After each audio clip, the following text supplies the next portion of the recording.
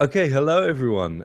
We've been having a few problems with the live stream. I really apologize. I have no idea what's gone on, but we've had some streaming gremlins occurring right now, and it's been pretty tricky. And it appears as though this hasn't worked. Oh Uh, wait, no, it's working now. is it working? Yeah, I just loaded it up and it Oh, shows great. that it That's although yeah. Yep. Okay, cool. okay. Nice one. Are we letting the other people know in the other stream? I can't get back to the last page on the YouTube. I closed it several times on accident because it's Ah, same title. 1 second. no problem. Oh wait, I think Oh, is it it just appears to be started to live on the work? other one, Ah, good. but Okay, I well, I don't know. I'm actually kind of confused though because it has a stop button instead of a pause button. right. I don't know what any of this means.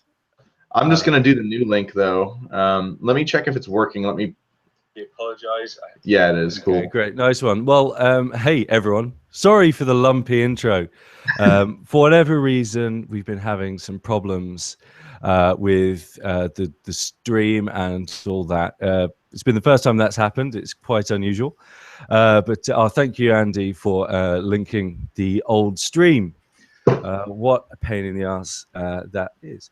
Okay, so Sean, thank you so much for joining me. Sean is a terrific guitarist and a young guy too, and is in the process of finishing his new album. Do you have a title for the new album yet, or is that still the last thing I to do go have on? a title. I have a title and release date, but unfortunately, I'm saving that until everything's completely done because I That's have a very tendency to wise. announce things before they're done. Uh, so, but it is an album. It does exist, and there is a title and a release date. It's actually happening, so it's going to be really fun. That's fantastic. And yeah, just finishing up the recording. I am finishing up just the rest of tracking, which is just leads and then solos. Although I guess it's instrumental, so it's all solos in one perspective. But just doing that, and then the mix should be really quick and mastering. And I will say it will be out in January. I just didn't want to put it out at the end of this year because then next year I'll be like, oh, it came out last year, and that's a little awkward. Like end of December or something, and it comes out, oh, it came out last year. It seems like a long time ago. So I'm doing it in November, but the date will be coming very soon. Oh, awesome, man! And you're from Lowell in Indiana. I am indeed. That's how. It's a very small town, but that's where I've been living for about the past decade. So And is there much of a music scene in Lowell? no, not at all. It's very well, yeah, maybe I shouldn't say that. I mean, there are groups.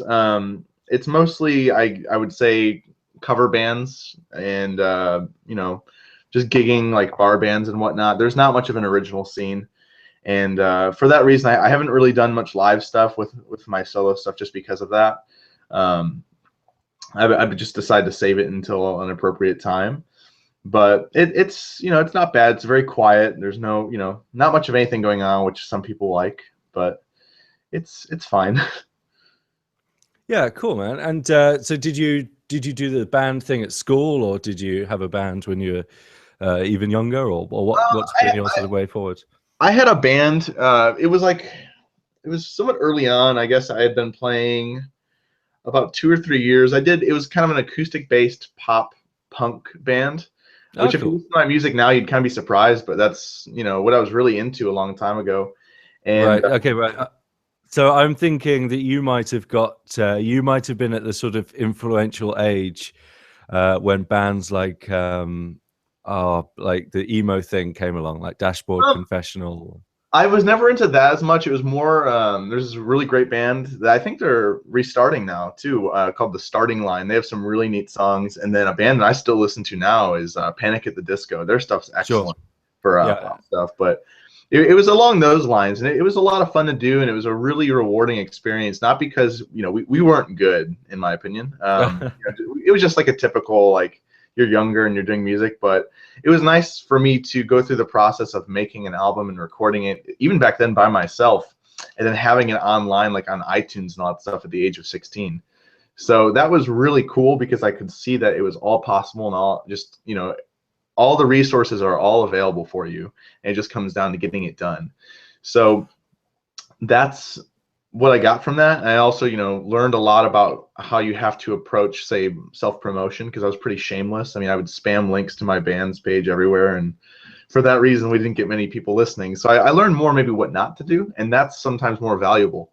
So it was a really great experience. But since then, I've not really done anything like a band, just because of the lack of musical, like, I guess, climate, as you would call it here. But yeah, I mean, it was a great experience.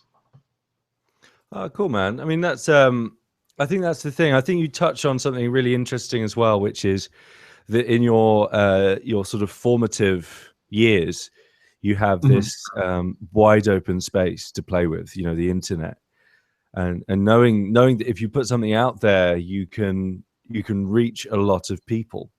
And I think the difference is with maybe even people just a couple of years older, is that shift came a little bit later. And we were very interested in what was happening down the road, but not necessarily thinking about the world. Does that make sense? No, totally. Because I mean, I think that I got really lucky, and just luck when you think about the time, because I was used, I grew up in a world very early on without like internet, and then I had it. So I knew what it was like to be without it and with it, but the majority with it. And then when I say like YouTube came out, I remember I posted a video online because no one at my school believed I played guitar, because I was like this really overweight, and I'm still redhead, but an overweight redhead kid with like an afro. And I would wear like Sesame Street shirts. And I know that sounds really awkward, but I thought it was funny at the time. And I thought it was like, something, as a kid, you want to be different. So sure. I did that because no one believed I played guitar. So I put up a video of me playing the Stairway to Heaven solo. And I don't know how, but on YouTube, it got like within the first week, like 2,000 views. I had no subscribers or anything, but just because I was like younger and I was a little goofy looking, it got that many views. And that's when it kind of hit me. I was like, wow, I was like, this is a platform. I don't know what to do with it yet, because I'm only like 16, or maybe I was 15, but I said, this is something that actually is a viable way to get your music out there and just your playing. And yeah, I mean, it was just kind of cool because I would see other players start uploading things that would inspire me to work harder. And, I think you said you'd want to talk about that. Like, I had been on several forums where like even musicians like, say, Tom Quayle and Martin Miller, like I saw them starting to put up videos for the first time, and seeing that like in their growth, I mean, it was really a music lesson in itself for me. So it's been a humongous part of me as a player, and having to approach it from, say, a business standpoint, and then just as someone who consumes it. I love guitar and I love music. So YouTube's in particular has been an amazing platform. Yeah, totally. And the thing with the YouTube thing as well is the community aspect. It's not just watching videos; it is watching all the videos that person's done, or watching videos that have the related tag to it. It's a rabbit hole, and I think that's the kind of thing that's been most influential to a lot of the guitar world, at least, is your exposure to things you might not have seen because of this this portal into this other world. It's really kind of interesting to see how that will affect the future generations of musicians, because they'll just be not just exposed to everything, but be able to expose themselves, if you pardon the sentiment, to everyone. No, I know what you mean. I think a reason I said I was lucky in the age that I am and was when I got into doing, say, stuff on YouTube, is that now it's really hard to do because there's so many people doing it. And it reminds me of most every type of trend that happens, is that you have a few people. And not saying I'm one of these few at all, because I mean, I'm in the grand scheme of things on YouTube, I mean, there's people with millions of subscribers and all that type of stuff. But I know now there's personally great players who just cannot get views, or they cannot get themselves out there because there's so many people.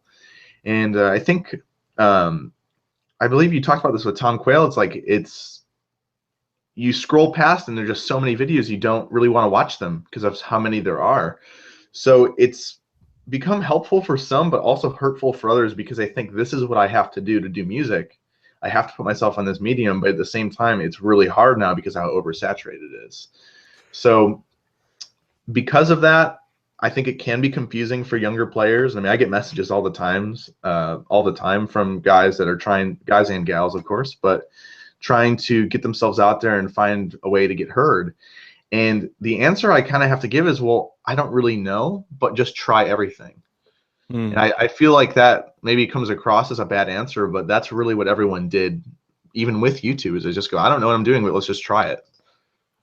Yeah, and I think the question is a bit. It can be like putting the horse before the cart. Sometimes it's like you've got to have something that people want to hear. Yeah.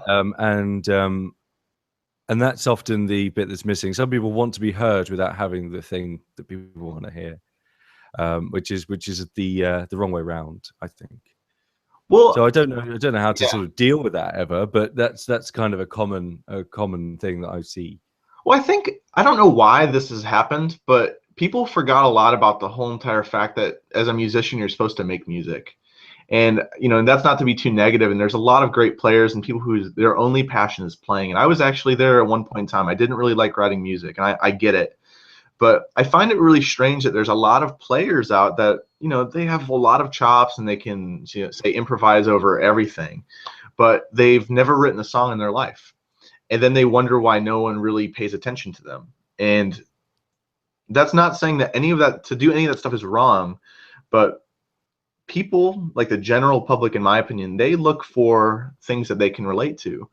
And that's, a huge part of songwriting is that you try to put yourself onto, paper, or you try to put yourself on a tape. You try to make people hear who you are. And I think it has gotten a little forgotten with maybe the whole entire YouTube, or even now Facebook's doing a lot of video stuff too, with that, where, you can see every player ever upload their take over a backing track. And I slightly disagree. I only slightly disagree in that I know what you're saying, but I think that people are doing that and they're shortcutting to showing people who they are, which is the drive, of course. I think you're right that yes, people want to hear music and they haven't written songs or whatever. But I think when you are improvising as a musician, if that's the idea, not just sort of covering something, but if you're improvising as a musician, you can show who you are without the music necessarily being like a kind of pre-planned thing, because that's who you are, right? So I think, but it's only a sort of minor point to that. I think you're totally right. Maybe I misspoke. I'm not saying that. I mean, man, I think the thing I work on more than anything is probably improv. Right. But my only thing was that you have a lot of guys who they maybe just learn a bunch of licks and play them, and they don't have their own voice. That's maybe what I meant. I should have probably clarified a bit better. I see. I had something else in my head. No, I would never. Improv is what I live for. I have a hard time writing sometimes because I just sit there playing guitar, just I don't want to say noodling, but just playing the music in my head, and I never write it down. And it's a totally different discipline, right? Yeah, totally. The two, and they don't really overlap, unfortunately. Well, they do. They totally do overlap. That's nonsense. They do overlap, but the actual in the moment, it's I will very rarely jump out of an improvisation with a writing idea. I need to kind of sit down and put myself in a mental space where I'm kind of I will improvise to compose, but I'll like roll the tape in my head. Is that how you kind of do it? Kind of. I sometimes literally will roll the tape, so I'll just record. I'll just press record on Logic or something, and I'll just play. And if there was anything in there that after I'm done playing, I look back in my head and say, was there anything that I remember doing?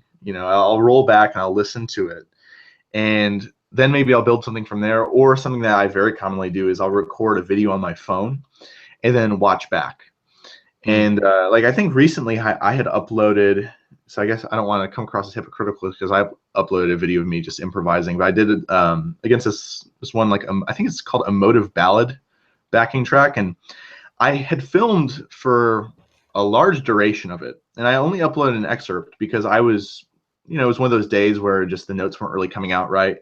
But I filmed the whole thing, and I remember there was one part where I felt really good about it. And then I went back, and then, I was really happy with that. And there were a few things that I then looked at from that video and learned again because I liked it. So that's, I guess, maybe a short example and something that's not really as much song oriented, but I think the improvisational aspect is so important because us guitar players, I think in the beginning get in our head that we have to learn a lot of, say, licks, or we have to learn, and that's not wrong at all, but we forget it's a language and we have to Sure. communicate with it.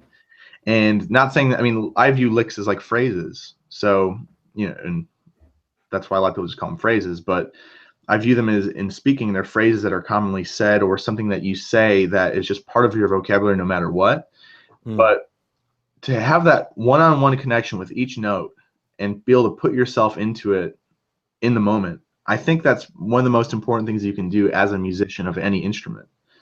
And the more that I've done that, the easier it's become for me to write, because I can figure out very easily what's sincere and what's not. What do you mean when you say when you're writing or something? What do you mean by sincerity? So I think that with music, for me, what has been the hardest thing is separating what I want to do as a person and separating what I need to do. And I'll just explain it like this. When I did my first single, it's called Luminescence. If you listen to that compared to my second one that I put out, it's a bit more, I don't want to say this, but I guess I kind of have to, but fusiony. It has that type of sound of the internet fusion thing. And I'm sure you know what I'm talking about. Absolutely. And the reason that it has that is because at the time I thought that's what I had to do. And not saying that, it isn't a good song, but listening back, I can tell that I was doing it because I thought that as a guitar player, that was what I had to do. Does that make sense? I don't like it. I guess it's, say the whole entire YouTube You're scene. saying Oh, go ahead. there's like a jumping through hoops. Yeah, kind of like, okay, this is my, I have to take this class, almost like I have to do this to become a good guitar player. I have to go through that phase.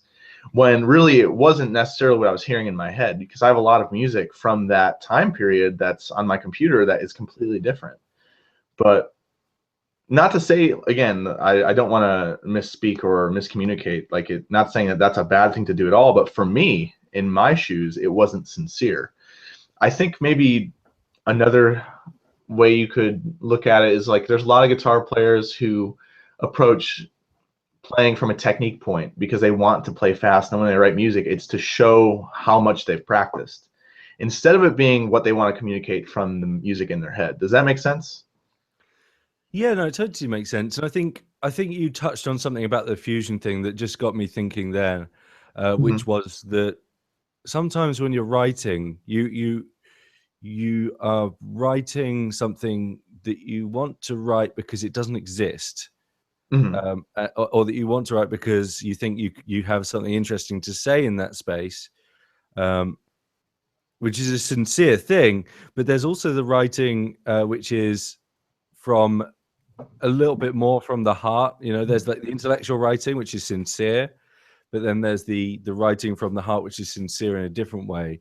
And when you kind of let one take over and say, well, look, it's not really what I envision my composer or that, but it's the right thing to do here. It's the right thing for this piece, or it's the right thing. I'm really feeling what's going on here.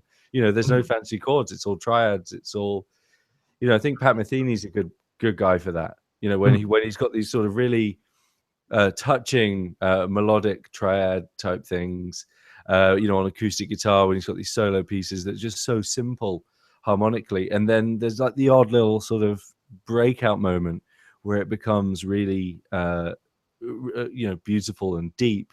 But then there are Pat Metheny tracks like that speak to a different kind of tradition, doing kind of things because he can, just being clever and having fun with music. And I think both of those ways are sincere.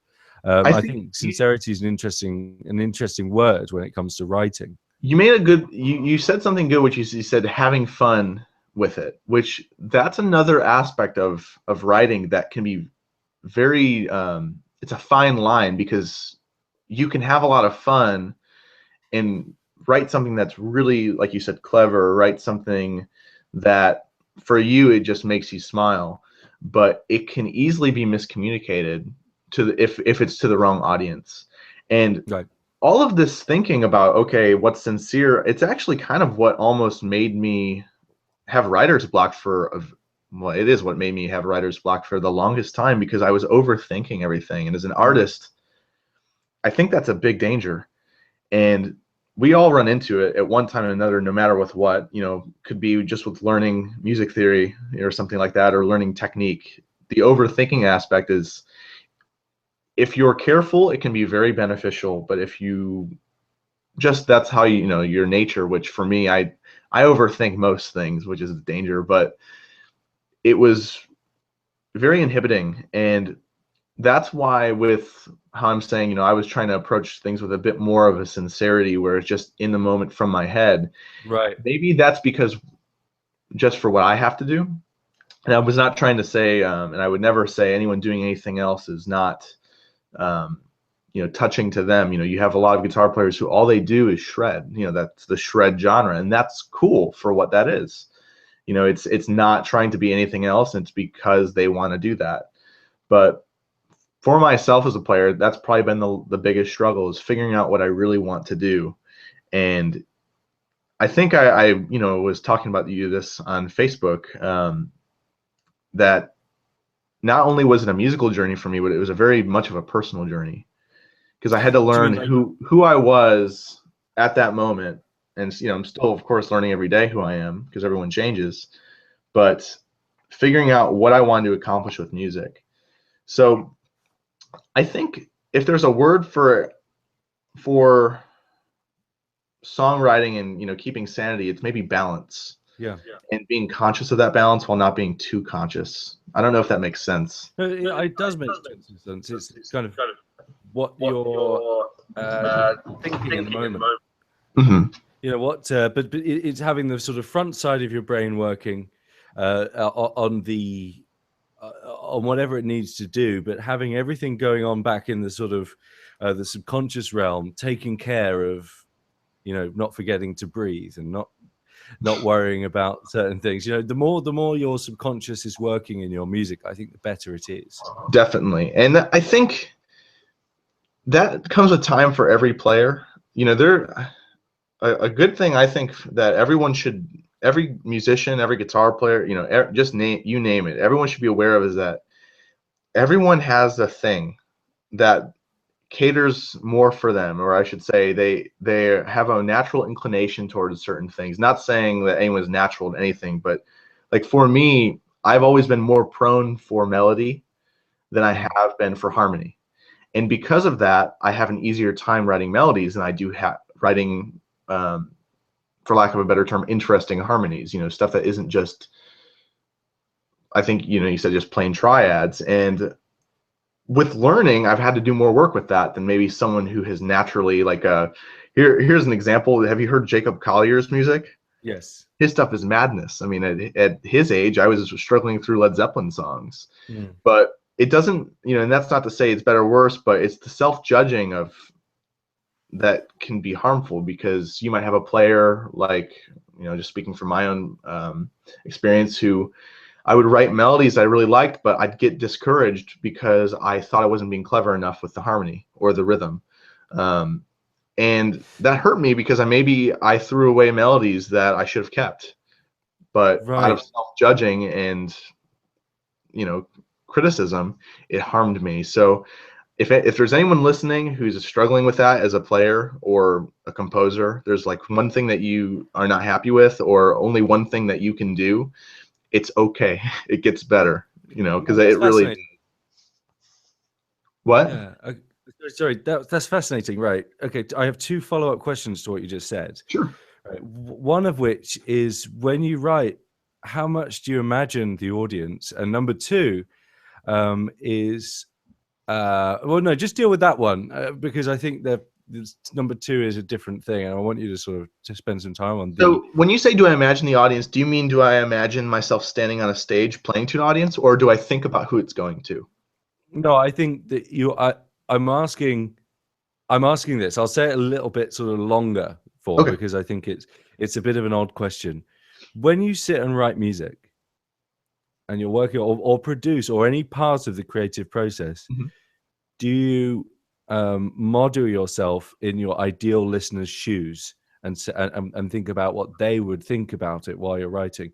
Do you like, because you said, it sounds a little bit like that is something that creeps in from time to time, where you said, I've got this tune out in front of me, and oh man, I've got to write this because the harmony's not sort of complex enough, is it? Or the rhythms aren't interesting enough. Do I need to, appeal to that ideal listener that I think about? Oh, yeah, I understand. I used to, and I am less and less doing that.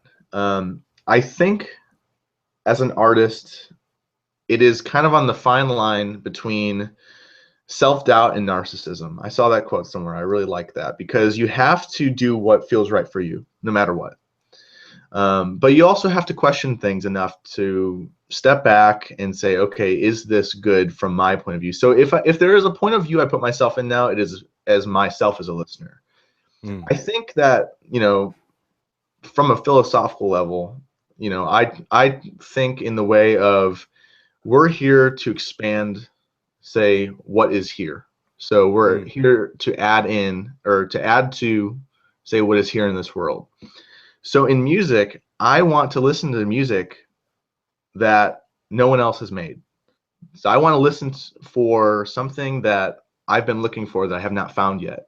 And of course, every song is going to offer a different perspective on, the songwriter or guitar player, whatever it is, their point of view.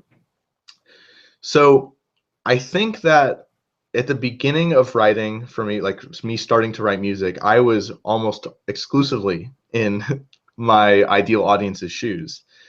But I learned more and more that it's not about that, because every audience is going to take things differently. Not every person's even going to like the same songs of yours. I remember I had a fun YouTube comment. Someone commented on my first song, and they said very bluntly, and I really appreciate this honesty, they go, "I don't like this music." And I went, okay. I just commented. I said, "Hey, I got you. So thank you for your time." And then he commented on my other song. He goes, "I like this one."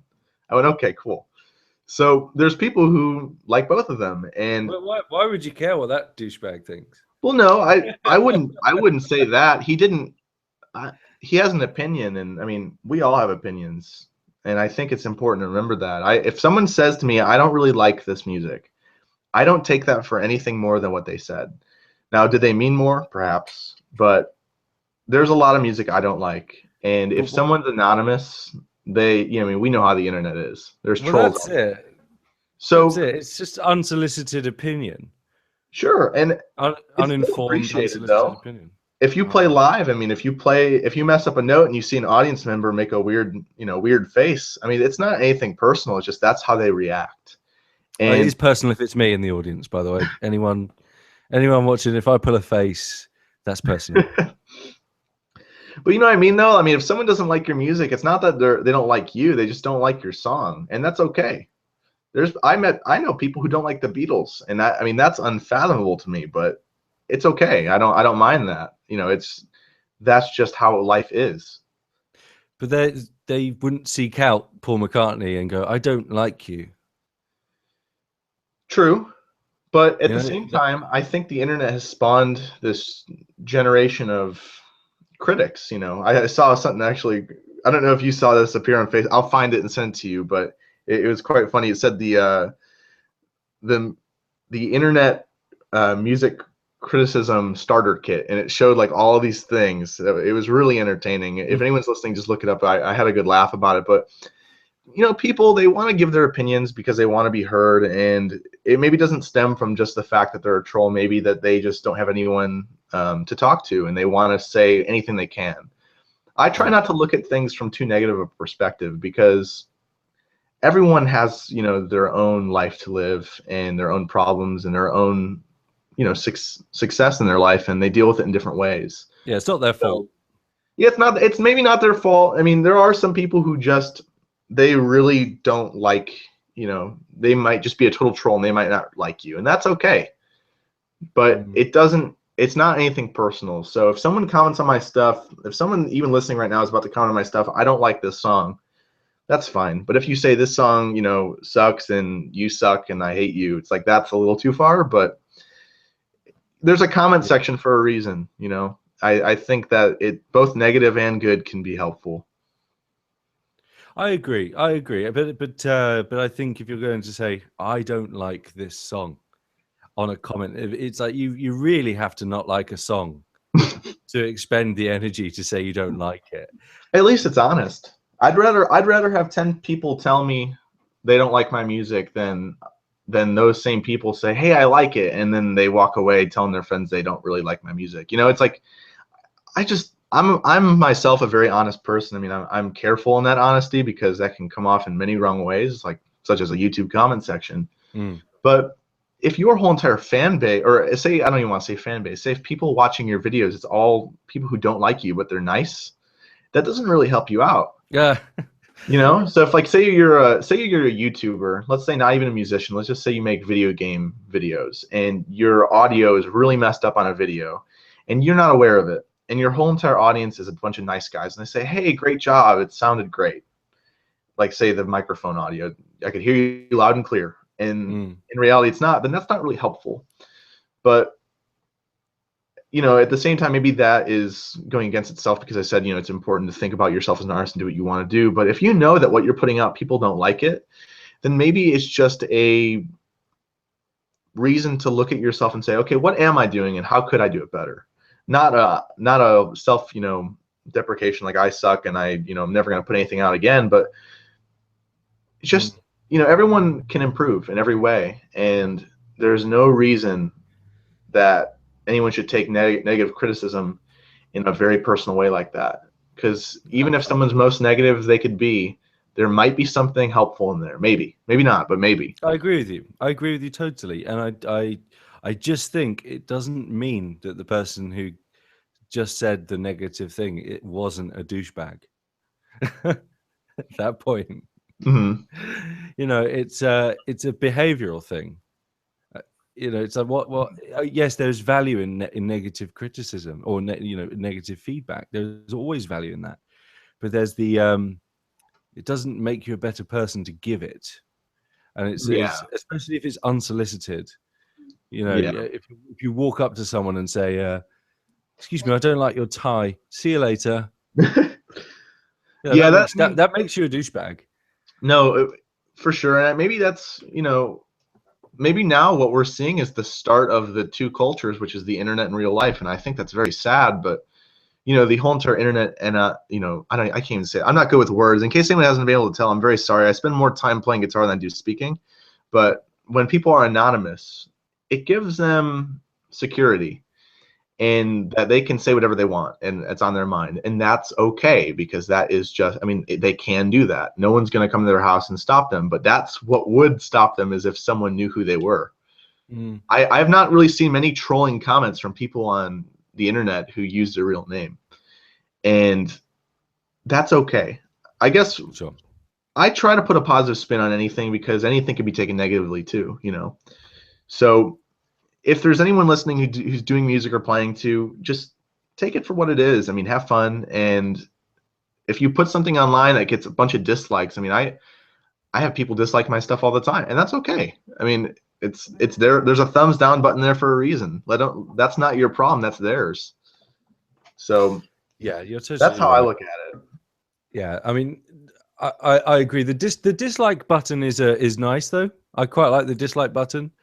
I think if you're giving an opinion or something, if you're espousing a particular argument, the dislike button says, no, I don't agree.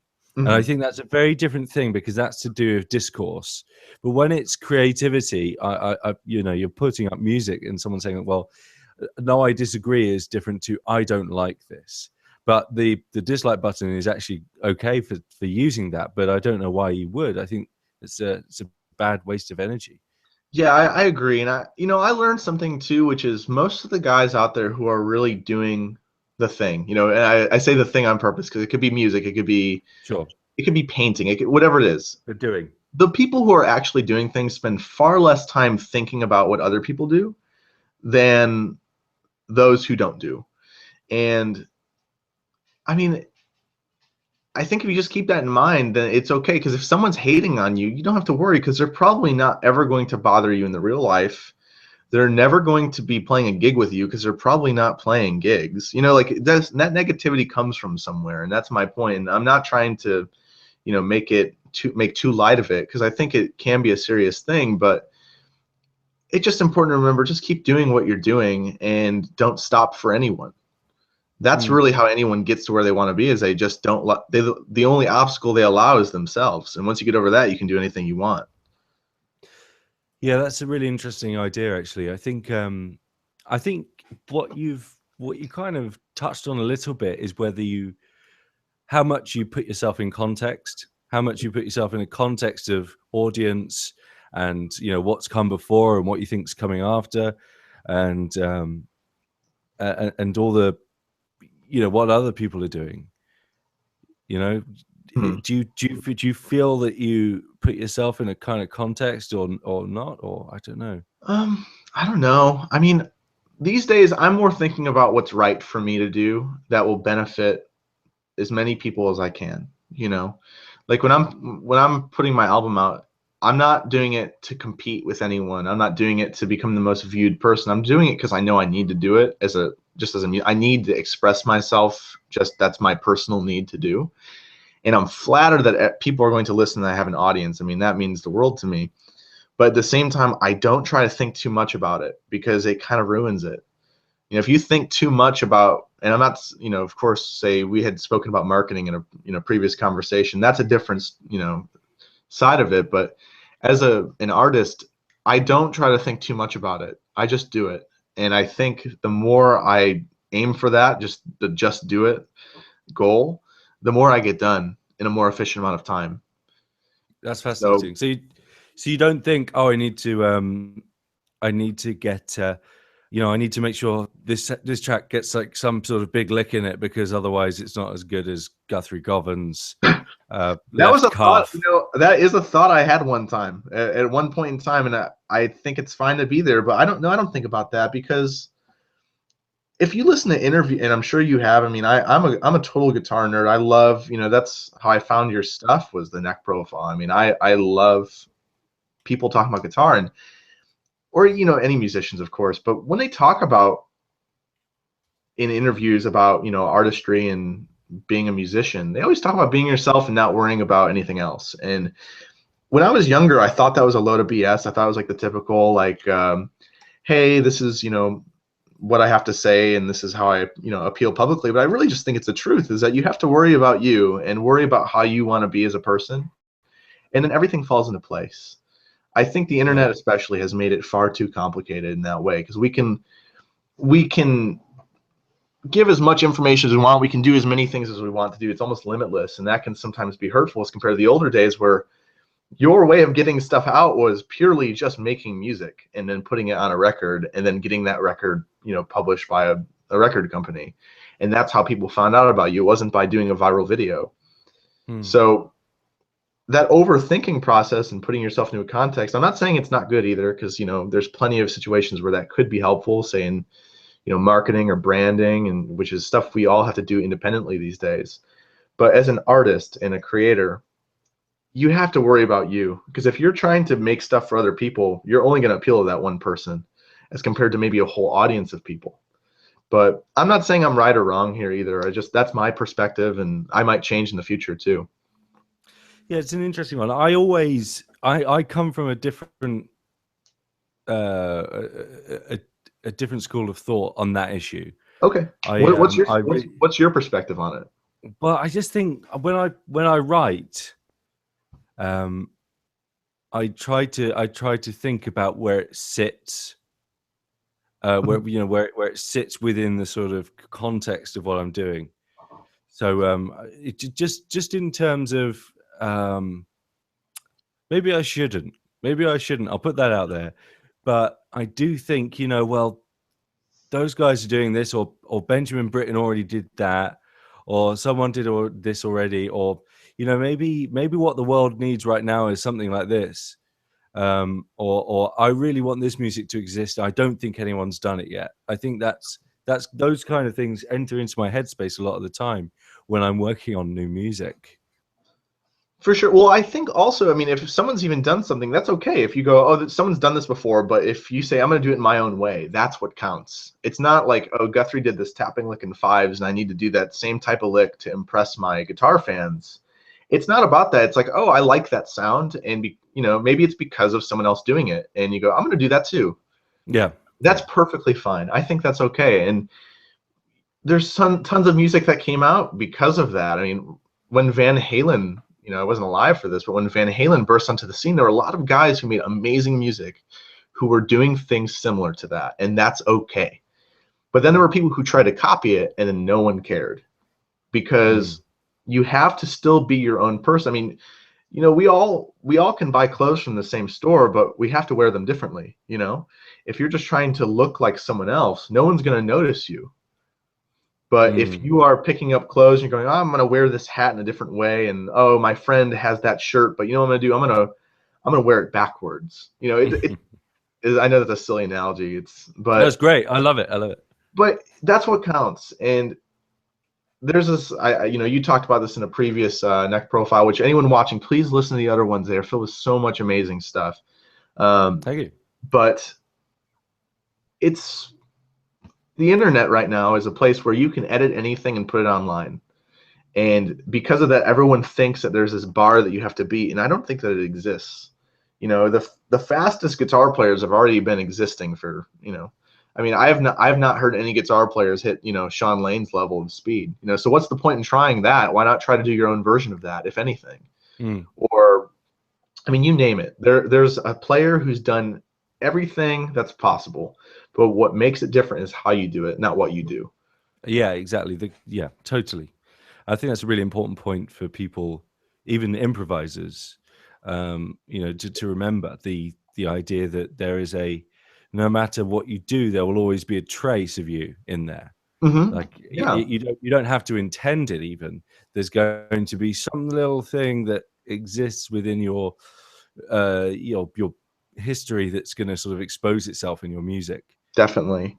Yeah, I hear it in your playing, especially when I first heard your stuff. I saw it posted to the Jam Track Central page. I was like, man, that guy has his own thing.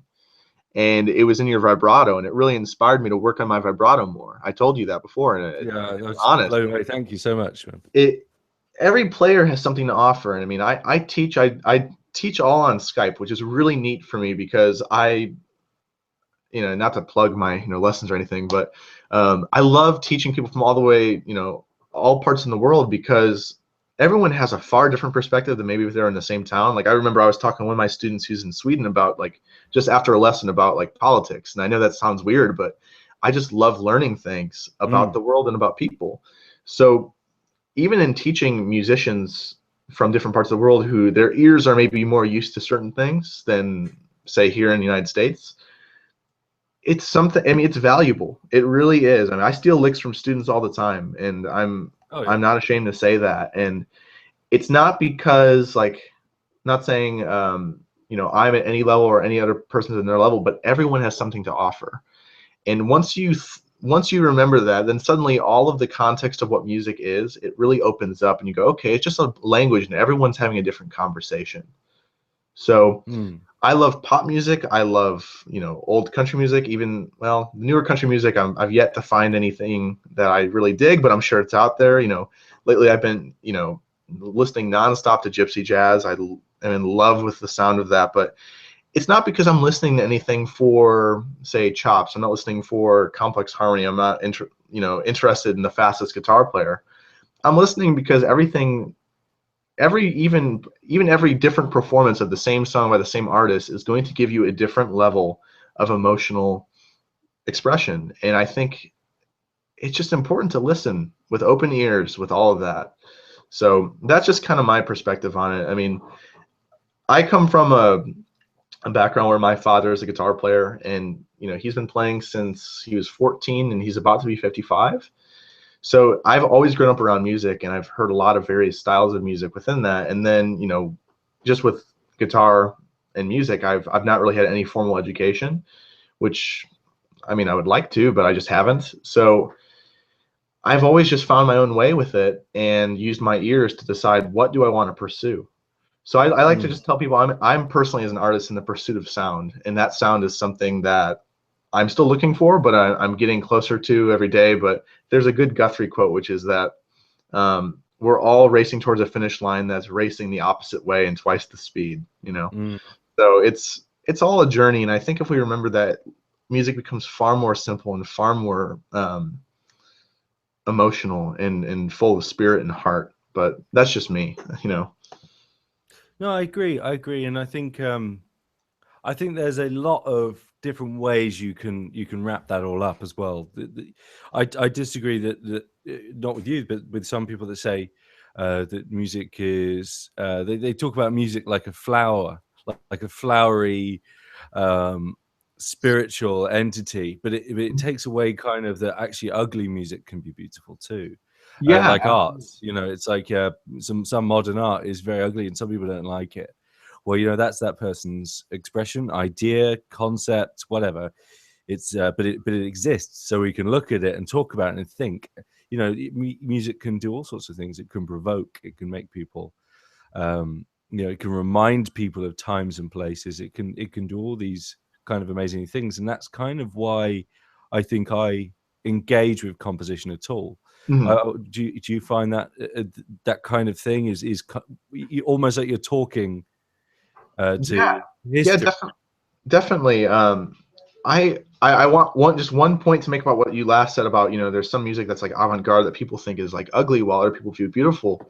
That it's an opinion, and that's how it is. Like, my favorite guitar player, and has been for probably about the past year, is a player named Julian Lage, which I don't know if you're familiar with his stuff, but he's. Yeah, I was at Berkeley with him. Oh, really? Okay, so he is just, when he plays, there's a certain spirit, and I call it air, about his playing that I just hear, and it makes me smile no matter what. I cannot stop smiling when I listen to him play, and that's why I love his playing. And I don't listen to him because he has the craziest chops. I don't listen because he has the most, crazy view of the guitar. It makes me happy to listen to him play and to get inspired from his playing. But then he did this project with a guitar player named Nels Cline, which was a bit more avant-garde. And when they play live, it's very much so.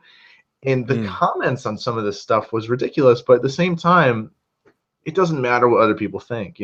Everyone has to look through the world in their own lenses and in their own views. So one person's this is a saying, an old saying, which is one man's trash is another man's treasure. And as long as you remember that, no matter anything you do, it's okay. So then getting to your question about, say, when you compose to invoke memories and to invoke feelings, that's definitely where I'm at with composition, is that every song I do, I want to connect with it forever. I don't want to have a song that I don't like 2 years down the line, which, some stuff I've done, not even just songs, but say performances I've done, I've just not been happy. But if you remember everything as its own unique moment, you can appreciate it. But when I'm writing music, I mentioned what I often do is I'll just improvise, and then I'll try to capture some of that and then build on that. But what I don't just do that and go, oh, this sounds cool, let me work on it from there. But I ask myself, what does this make me feel like, or what does this make me think about? Or I like, the visual aspect. I mean, I make stories in my head for all sorts of things, and I have songs where I view it as the score for a film that's in my head. And that might sound crazy, but it gives a context for myself for that music. So I might write a riff or something, or I might write a melody, and I might think of a story in my head. I'll just make up a story, and then I go, I need to score this story. And then that's the song. And then I can look back at any point in time, as long as I remember why I made it and the meaning for it, I can revisit that emotional place. And I hope other people can too. And for me, that approach has helped a lot, because it removes a lot of the whole entire, like, I need to play fast, or I need to, show off what I know. It becomes more about a duty to the song. And I think that's what matters a lot to me right now. Is that how it is for you? No, man, I don't. I don't. What I do is all that comes afterwards. Basically, sorry, that comes afterwards. But what happens when I'm kind of doing it is slightly different. It's but I really don't think how I do things is actually that interesting, because I'm a bit of a I just change. It varies so much from time to piece to piece, with no continuity whatsoever. But that's just because sometimes I just want to do something musically. I want to play with I'll write a piece of music with 12 dominant seventh chords because I like it. Yeah, well, you made a good point. It's that. because you like it, and I think that's what's important. If you like it, if you like the sound of it, then that's good. Sure. I mean, I know that you said that you have techniques that you use in composition, and that's the one thing I lack. So I feel unstructured, and while I have a vision of what I want to do, sometimes it's hard to get to there. So I as long as you're getting out, and this is just my view, as long as you're getting out what you envision, no matter what way you go about it is okay. When you're thinking, like when you're composing your own personal music, do you plot out in your mind the song? Like, so do you have a song structure in mind before you do it? Not often. No, actually, I tend to come up with ideas and then go, what is that idea suggesting for the next thing? And then sometimes I just go, well, it's not suggesting anything, and I start writing something else, and then I just jam the two together and let them exist next to each other. I'll try that, because I'm always open to discovering new ways to create. I mean, when I did the album, I had a lot of different methods for different songs, mostly because I would always get stuck with some pieces or just even some melodies, and I would just try as much as I could to find ways. But one of my favorite songs, and currently is my favorite song on there, it's a song called Memory Lane, which, I mean, that means nothing to people listening because it's not out yet. But that song in particular, I wrote it as a solo guitar piece. So like I just played it by itself, and I sent it to the drummer just as one guitar track, nothing else. No, the melodies and rhythm were all just at the same time as much as I could play it. And I got back a drum track from the drummer, who his name is Andreas. I always mispronounce his last name, so I'll spell it out: Sjoen. He's from Norway. He's in a band called Umpful, and they are really awesome. They're like a progressive metal band, really, really cool stuff. But he's a really great drummer, and sent me back this track, and it was just what I envisioned. And I went, okay, this is great. And then I built on it from there. And that was just one way I did one of the music. Whereas another one of the songs on there that I really like, called Meteorize, I wrote out every single part of that, like note for note. And then I, went from the demo stages to the recording, but everything was done in the demo. And those two approaches are very different, but they both worked for me, and I felt equally comfortable. But I kind of wish I had a way, and like, say, techniques to make every song just come to life immediately, which I mean, I don't think that ever happens for anyone. There's always probably some struggle, but I wish I had more structure in that instead of almost like this random guessing game. But it's worked, I guess. But I think we'll talk about that in when we look at the questions, just sort of scanning over it. But I had one more question for you, which I primed you with, but I want to because I had an experience of this, but in some way. What was it like for you growing up playing guitar, and then sort of suddenly sort of being able to sort of do things, and finding that you're actually okay at something pretty good, and then getting to the point where you're kind of maybe working your way into the upper percentiles of what you're meant to be doing, but at quite a young age? Do you feel like pressure, or do you feel like there's a certain expectation on your shoulders to continue getting better until whatever, or do how do you deal with all that stuff? That's a really good question, and I hope I don't get too long-winded with this. If I do, just feel free to say something to me. But When I first started playing guitar, it was a weird thing because, like I said, I've been around music my whole life, and I actually started with drums at about the age of 3, which I know you hear that and go, okay, it's probably just some kid hitting on drumsticks. But I mean, I was actually playing drums. I was playing like Led Zeppelin beats and stuff, and I kind of wish I would have kept playing because it would have been really beneficial. But I stopped at the age of 6, and then from age of 6 to 13, no joke, I didn't listen to music. I didn't like music. My parents always, laugh about it because they're like, I hated music. I don't know why, but I had nothing to do with it, which is the weirdest thing. And then what happened is, I'm a very sarcastic person. Anyone who knows me personally knows I have a dry sense of humor, and I try to be careful with that and like say things like this and publicly. But I do have a dry sense of humor, and there was this kid who came on the bus with an acoustic guitar, so a bus for school, and I was like, I bet I could play that, and just joking, of course. And he looks at me very seriously just like straight into my eyes and says, Into "You your could never soul. play good." Yeah, well, I'm a ginger, so that's not a thing. Um, but Oh, the but South Park episode. Sorry, of course. he looks at me. He goes, "You could never play guitar if you even wanted to." And I just said, challenge accepted. And then that's why I started playing guitar. As bad as that is, like as unartistic, as unsincere as possible, that's why I started playing. But Oh, for man. whatever reason, it stuck. I played it, and I started like learning some things, and I just was obsessed. So it was almost like a happy accident, and I really, Yeah, oh wait, go ahead. you need to thank that guy. Yeah, that's what I hope I get the chance to. I still know who he is. I'm not gonna name names or anything, but I want to thank him one day because something is, I guess, ill.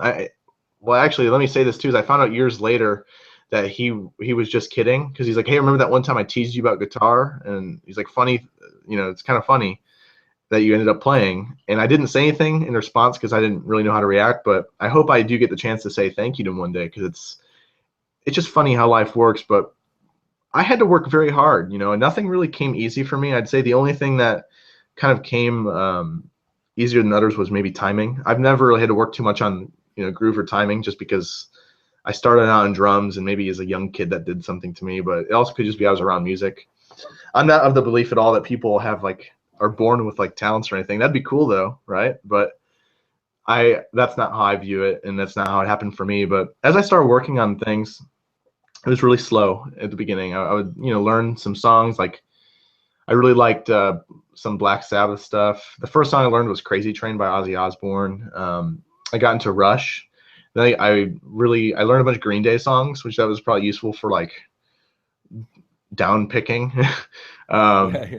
But so that's cool. And then I stumbled on a classmate's MySpace page, and on their MySpace page, you could have music playing. I don't know if anyone remembers MySpace, but you could have a music player that automatically plays songs, and suddenly a Dream Theater song started playing. I'd never listened to them before in my life, and then began my like 2-year worshiping of John Petrucci, which I've what's really funny is I've talked to a lot of players, and I think a lot of guys go through a Petrucci phase, which is awesome because he's an amazing guitar player. But like I know Tom went through it, Martin did. I mean, everyone goes through a Petrucci phase these days, and just because he's so awesome. But I learned so much Dream Theater. I learned the whole entire album, Scenes from Memory, front to back, the whole thing. And it was because I liked the technical challenge. So this is before I started, working on songwriting and stuff like that. But I learned it to get good at guitar, and that really helped me out. But I mean, that was 8-hour days of practice. I would go to school, and I had this one like study hall class, and I was able to get a pass from the choir teacher, even though I wasn't in choir, but I was able to convince her to give me a pass to the practice rooms from my study hall. So instead of studying, I'd just play guitar at school every day. And then I'd come home and practice as much as I could before I fell asleep. And, with all that practice, it sounds like, oh, wow, he must have been really good at a young age. I still wasn't that good. Not saying I'm good now, but like I have videos, and I mean, I'll show them to you privately later, but you'll have a laugh, I'm sure. But like even maybe 3 years ago, I wasn't doing so hot. But I was working a job at this place in my town called Seiko where we built cabinets, and guitar players do not get excited. They are not guitar amp cabinets. They are actual kitchen cabinets. And the reason I worked there is because there's no there was not really anything to do around here because I live in a very small town. And the only way I was going to be able to get out of that job was to do music, because I, not to go into too many details, but I couldn't really afford college. I didn't have many options. So I had to practice and get good because I had to. It's like Dude, basically to preserve my sanity. So there was a lot of emotional investment involved. So I started, practicing, I'd work 8 hours of, using my wrists all day because I would screw these doors in the cabinets, and I had started getting symptoms of carpal tunnel, which fortunately have never returned. But then I'd go home and practice for, as long as I could. I'd get like a small amount of sleep, and it was horrible. But through that time as well, I also was doing a jam night. I was a hosting guitar player, and at the time I was not very good at improvisation. So I took it on as a challenge to myself to get better at that, because it was all stuff that I had never played before. I mean, they just say, "Hey, here's the key of the song, play the music," and I had to do it. So I think it was every Wednesday night I would do that, and that was through the whole duration of also doing this job. So it was pretty much just all the energy that I could have ever given, I gave to music. And fortunately, I got to a point where I was putting some stuff online, and then I was getting students, and I was able to leave my job. And since then, it's been just work. I mean, I work every day to do as best as I can. So I think that there are some guitar players, especially more now that there are so many resources, but some guitar players who are really phenomenal young. I mean, there's just so many great players who are young, and then there are some guys who don't get that good at that young, and that's okay. And I mean, I was not one of those people. I mean, I probably for the age, just generally I was doing okay, but I wouldn't say I'm like, I don't know, you said like a high percentile of guitar. I mean, I'm still working on a lot of things, but for me it's a personal thing. I do it because I want to do it for myself, and I'm not ever thinking of I need to be faster for a certain audience. Or like say I don't need to learn all these chords to appease my fans. It's for myself, because as someone challenged me from a very young age of saying you can't play guitar if you want to, so I have to prove to myself that I can do it. And that's why I was so critical of myself, and why it took me forever to let go of that. And now I'm not as much like that, but it's been a long journey, and I mean it's continuing to be so. But I think it's important to remember that everyone's guitar hero started somewhere. There's footage of your favorite guitar players on YouTube screwing up and missing so many notes. No one's a perfect guitar player. No one ever will be. But you can, be as good as you can. If you remember that, you can push yourself forward. So the whole entire competitive nature, so this is to answer your question, it wasn't about that. It was competing with myself to say, could I do it better? And I mean, that's why I just last week re-recorded about half the album, just because I said I can do better, and I did way better. I'm really stoked on it, actually. So that's what pushes me forward, is just how far can I go in my life before I kick the bucket. And I don't think about what other people are really doing as much as I use them for inspiration. So I don't know. So again, sorry if I'm long-winded, but I hope that kind of gives some insight into to my experiences, as a musician so far. It's admirable, man. I think that's the way forward.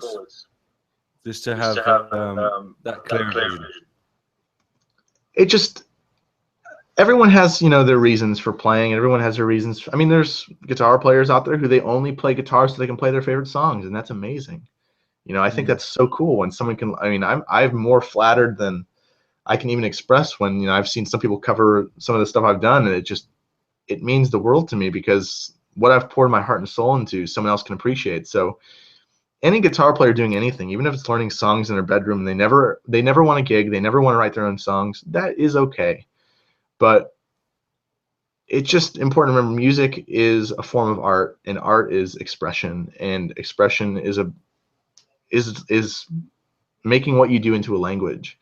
So with everything that you do, make it musical, and make it expressive, and make it say something, even if you're playing 16th notes at 300 BPM. I mean, Sean Lane did it, and I think he was pretty darn expressive. So like, everyone has their thing, and everyone can get it done in the way that they envision. And if you are going to songwriting, just remember that, and you'll come out the other end and go, okay, that's cool. It's a learning experience.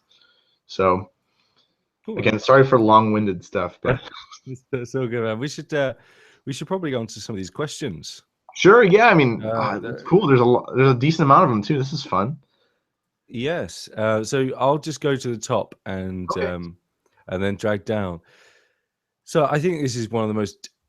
It sounds like a simple question from Fabian Ratzak, but sorry, Fabian or Fabian or Ratzak or whatever. I'm sorry, I always forget how to pronounce your name properly. I like it. It's I a do cool name. apologize.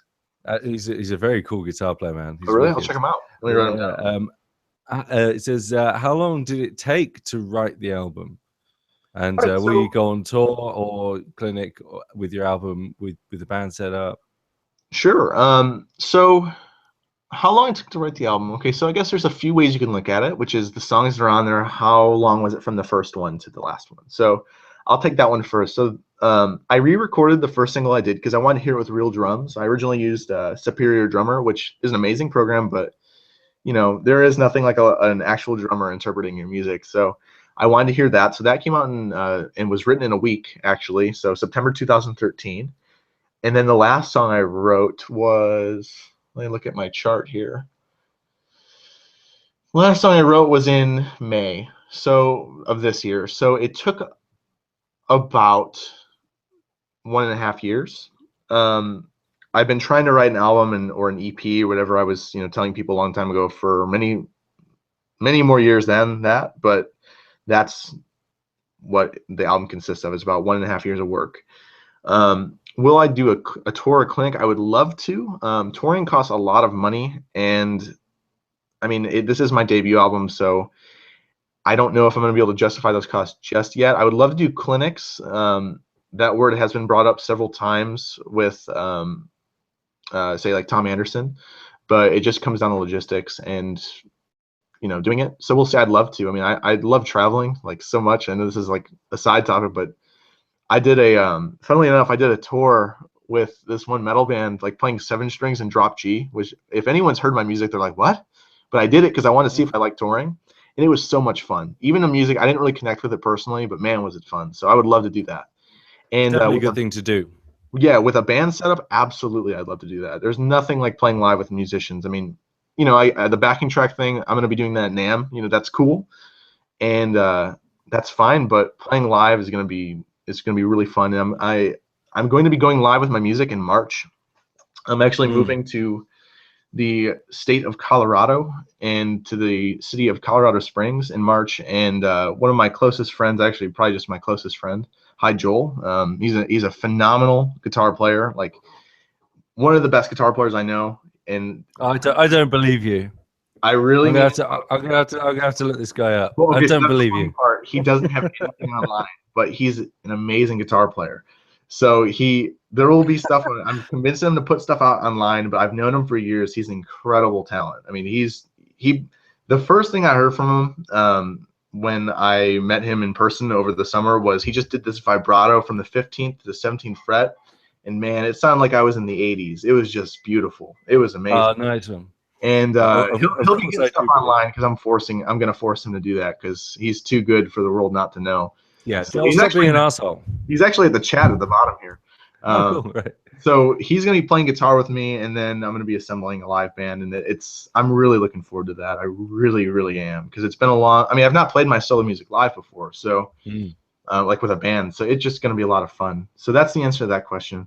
Yeah, I mean, Joel, I was joking, and and get your stuff out there, man. What are you waiting for? Yeah, so the playing stuff with a band is fun, man. I've done it. I saw a video of you playing. It was incredible. Actually, Joel looked you up, and he's like, "Man, this dude's on fire." I was like, "I know." Too kind. You rule, man. You're really good. Too kind, sir. Too kind, sir. But no, it's good fun. But I tell you what, it does change. It moves your priorities around. You know, like you kind of write things thinking, well, look, I just, I want to write so that it's going to sound good live, and that I want to give myself enough space to create improvisationally, but I also want to create interesting things that will work in a live environment. What I'm writing right now won't be like that.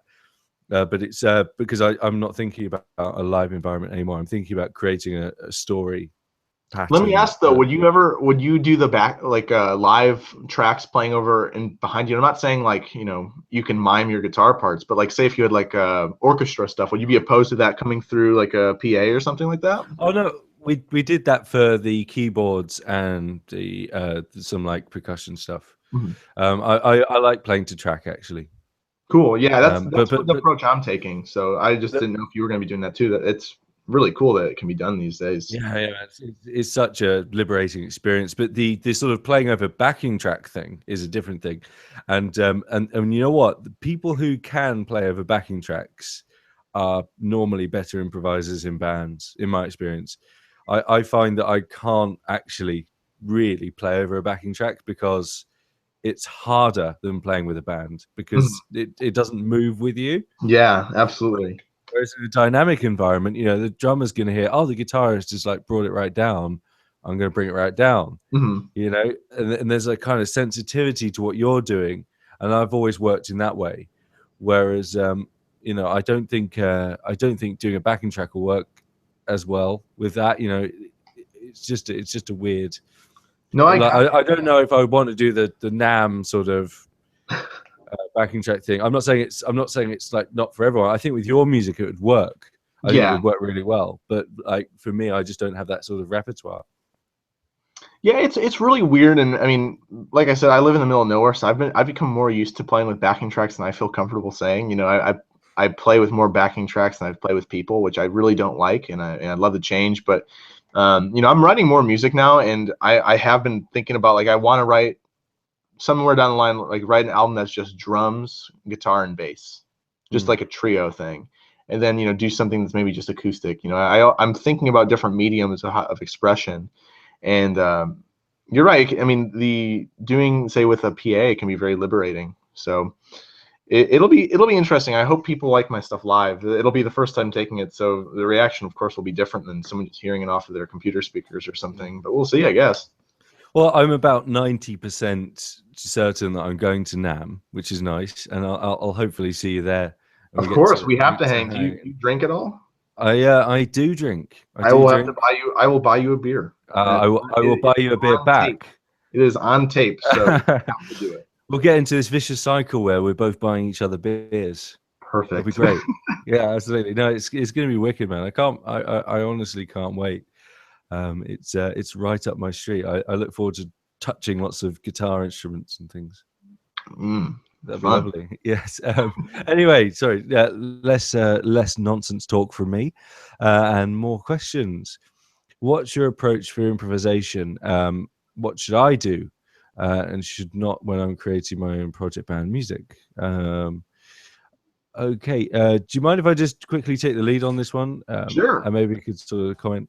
What's my approach for improvisation? My approach for improvisation is to think ahead, but be in the moment and don't think, and then think about what you did in the past, but then be in the moment and don't think about that. Yeah, I mean, I think that makes a lot of sense to me. Maybe because you're saying don't think and then think, but like that's the truth. I mean, that really is, and it's weird because it's a strange statement to say, but that is the truth. I say treat improvisation. Oh, go ahead. Sorry. You're being present and you're thinking past and future at the same time when you're improvising. And you just have to train your brain to get better at doing that. Of course, there's the discipline of learning all the notes, but actually creating a worthwhile musical sentiment when improvising actually requires that skill. Yeah, I mean, I think maybe this would be a good way to think about it for some people, but I mean, we've been improvising for about the past hour and a half. I haven't. You know? Well, well, I mean, in you know, maybe you were saying some licks or something. No, but I'll send you the script. But I know what you mean. Sorry. A conversation is improv. So if you think about how you have to play music as if you were talking to someone, then maybe that's how you can bridge that gap between what am I doing right and what am I doing quote unquote wrong. A few ways I practice improvisation personally is which is a bit of a multi-tiered approach, which is one, connecting your brain to your fingers. And that's probably the hardest part of this, because I mean, everyone can improvise, everyone can, everyone listening, just whistle a melody. I mean, you improvise, hey, you did it, congrats. But the hard part is bringing that to the guitar. So a great suggestion I got from an amazing player named Jakub Zajtecki, which I don't know if you know, Jake, but he's I do.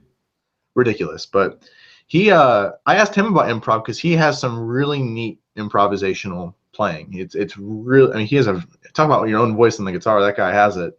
And he said what he recommends for people to do, which I hope I'm not like spilling any of his secrets or anything, but he said take something that you already know. So say say you love a pop song, or say maybe not even a pop song. Say if you just love a song and you know the melody so well you can just sing it right away.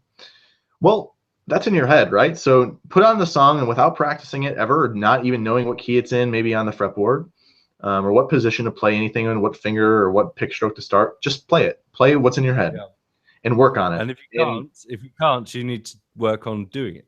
Yeah, then maybe pick something that's a bit easier. So, I was doing this yesterday with Panic at the Disco music, actually. I love, they put out 2 new singles. I swear, anyone who hasn't listened to the new Panic at the Disco stuff, they're missing out. It's really cool melodies and some really neat arrangements. But anyways, I was trying to play those melodies on guitar, and, this one song in particular has this cool harmonic minor run, and I couldn't play it at first, and I realized, okay, so that run, if I ever heard that in my head, I am now paralyzed live. Or on a, say if I'm filming something or recording, I'm paralyzed, so let me learn it. So when you hear something that you like, try to internalize it and then bring it back out into the world in your own interpretation. And if you feel like you reach your goal, then move on to the next thing. So that's part 1. Part 2, I think, is singing what you play and playing what you sing. Now, I am not a vocalist by any means. There is a reason I make instrumental music. It is because I cannot sing. I don't know why. I can play other instruments. They come to me pretty easily. Not saying I'm good at other instruments, but it makes sense. But singing has just never been my thing. So I'm not a vocalist, but I try to sing what I play and play what I sing. And that means you have to be very aware of each note and how it interacts, tension and release versus what you're playing. So this is very much about being in the moment and being aware. But as you play what you sing and sing what you play simultaneously, there cannot be a gap there. You will remember things that you liked, and that's something maybe you could build a motif off of. So that's the other tier, is learning how to use motifs, knowing when to repeat yourself and when repetition's good. And then I'd say the other approach is having the ability to not tense up. And I find tension's probably the most harmful thing for a guitar player, just as Absolutely. So what I'll do sometimes, this is not musical at all, is I'll put on a backing and I'll play constant 16th notes from the beginning to the end. Will play constant 16th notes and try to make it work. I'll hit wrong notes, but I will not stop, because if I'm stopping, I'm allowing my muscles to get a chance to relax. So by forcing myself to play, I will discover tensions in my body that maybe I didn't discover when I was, working on exercises out of a book or something. And that is so important, because if you have tension while you're playing, it will affect, in my experience, what you hear in your head. If your body subconsciously knows it cannot do something, you will not imagine it. So you have to kind of go from an imagination backwards approach, which is, singing what you play, but then doing this to still treat that side of playing. And then also that can really help with getting groove. I know a lot of times, say, here's a good example. If anyone plays drums or has ever played drums, if you go to do a fill and then you try to come back in a groove, it's really hard at first until you have this internal metronome going on in your head, or you can hear the groove in your head, and you have to feel it. So maybe that's another big tip, is try to move your body when you play. Do not let the timing become your fingers, become the timing. And when you become the timing, you can internalize it and then bend it and morph it and make it into whatever you want. And, like Van Halen stuff, sometimes he has really weird note groupings. They're like, 15 notes in a beat or something like that. He doesn't even know what he's doing. It's just because he's internalizing it. He can feel it. And he can repeat it every night. So you have to internalize these things, whether you know what they are or not. And, I like to go back and learn what I'm doing. So say if I play something I've never heard before, or I'm not familiar with what I'm doing, but I'm still doing it, I do analyze it later so I can understand, because I love understanding and knowing fully of something. But those would probably be my main tips. And just thinking about what you want to say over each backing track as well. If you put on, just like fusion backing track in D Dorian. You know, it's like that just tells you what key it is and maybe what style the author thinks it's in.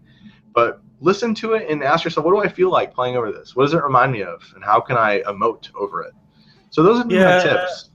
Just on that point, though, do you not think that takes away Sorry, I'm getting an echo.